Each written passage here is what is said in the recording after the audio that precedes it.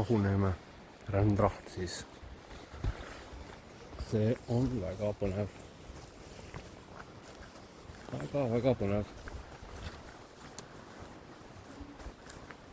Ülimalt suur kivi. See võiks küll ikkagi rännata ikkagi päris niimoodi, et rada taga.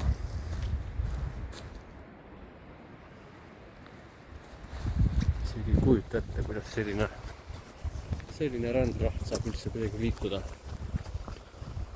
Mis iganes loodus jõudude mõjul.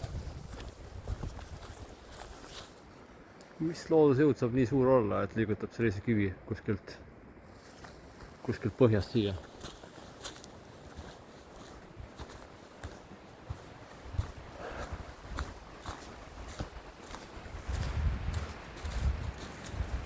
Selline hiigelmürakas.